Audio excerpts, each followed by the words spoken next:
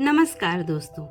पितृपक्ष के बारे में हम सब जानते हैं कि इन दिनों श्राद्ध, तर्पण और दान पुण्य किया जाता है।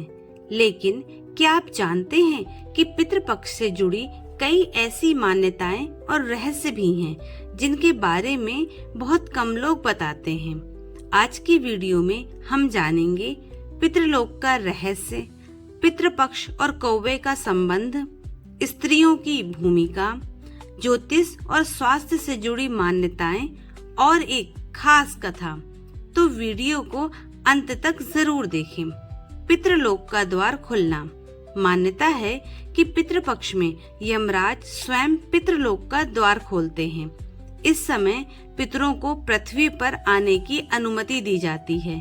इसलिए यह समय केवल तर्पण और श्राद्ध का नहीं बल्कि अपने पितरों की आत्मा से जुड़ने का अवसर भी है। भीष्म पितामह और दक्षिणायन।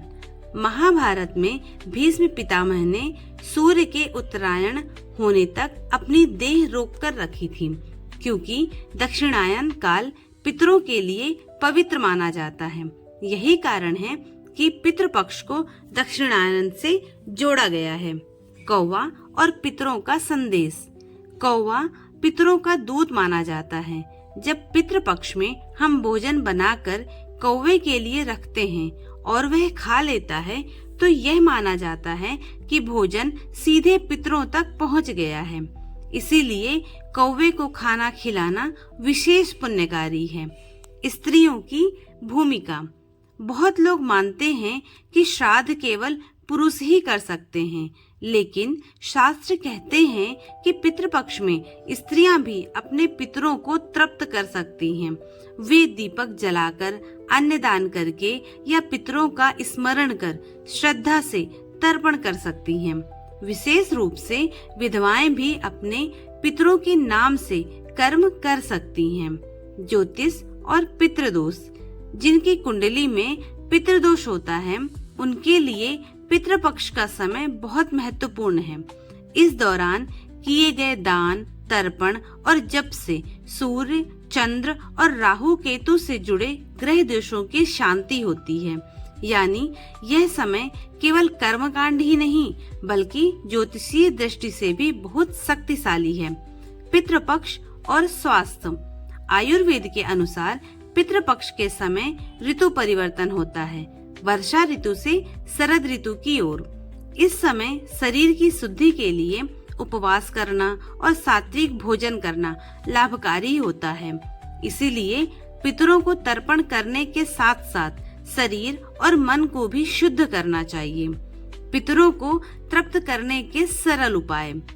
पितरों को प्रसन्न करने के कुछ आसान उपाय हैं। पीपल के पेड़ के नीचे दीपक जलाना। शनिवार और अमावस्या को तिल और अनाज का दान। जलाशय में जल दान करना। चींटियों को आटा चीनी डालना। ये उपाय करने से पितृदोष कम होता है और पितर तृप्त होते हैं। पितृपक्ष की कथा।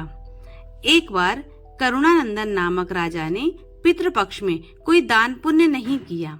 इससे उसके पितर भूखे प्यासे भटकने लगे और राजा के जीवन में भारी संकट आ गया। राजा ने नारद मुनि से उपाय पूछा। नारद जी ने कहा, पितृपक्ष में श्रद्धा और दान ही वह अमृत है जो पितरों को तृप्त करता है। तब से पितृपक्ष और भी महत्वपूर्ण माना जाने लगा। दोस्तों, पितृपक्ष केवल कर्मकांड नहीं बल्कि अपने पूर्वजों के प्रति कृतज्ञता और आभार व्यक्त करने का अवसर है। यदि हम श्रद्धा और नियम से इन दिनों तर्पण और दान करेंगे तो हमारे जीवन से पितृदोष दूर होगा और पितरों का आशीर्वाद हमें सुख समृद्धि देगा। जय पितृदेव, जय श्री कृष्णा।